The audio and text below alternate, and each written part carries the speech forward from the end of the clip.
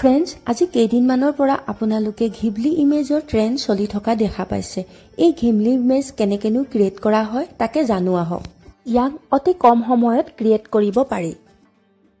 প্ৰথমে আমি প্লে ষ্টৰত গৈ গ্ৰক সাৰ্চ কৰিব লাগিব তাৰ পিছত আমি এই গ্ৰক এপটো ইনষ্টল কৰি ল'ব লাগিব এটো এআই এপ্লিকেশন হয়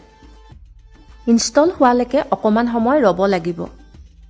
এই ঘিবলি ইমেজ আৰু কেবাটাও এপছ বা ওয়েবসাইটত ক্ৰিয়েট কৰিব পাৰি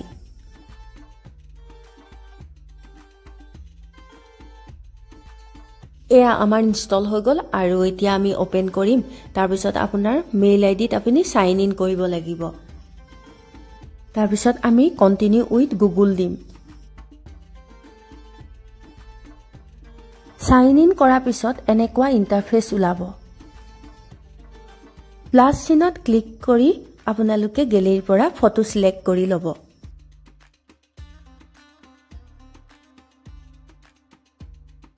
ফটোখন এক্সপোৰ্ট হৈ অহাৰ পিছত আপোনালোকে এই খালি ঠাইখিনিত turn this image into Ghibli style studio বা convert this image into Ghibli style art এনেদৰে লিখি লব ফটোখন জেনাৰেট হৈ অহালৈকে আপোনালোকে কিন্তু অলপ সময় ওয়েট কৰিব লাগিব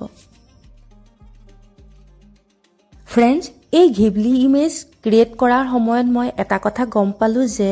এটা ইমেইলৰ পৰা কেৱল ফ্ৰীকে দুবাৰহে ইমেজ ক্ৰিয়েট কৰিব পাৰি নহলে পেইড ভাৰ্সন লব লাগিব আপোনালোকে ওপেন আৰ্ট এআই বা ChatGPT এয়াটো ঘিবলি ইমেজ ক্ৰিয়েট কৰিব পাৰিব আৰু ফাইনালি फ्रेंड्स এয়া ঘিবলি ইমেজ জেনাৰেট হল ফটোখন আপোনালোকে সেভ কৰি থব পাৰিব 3 ডটত গৈ সেভ অপচন উলাই যায় আপোনালোকে তাত ক্লিক কৰি দিলে হ'ব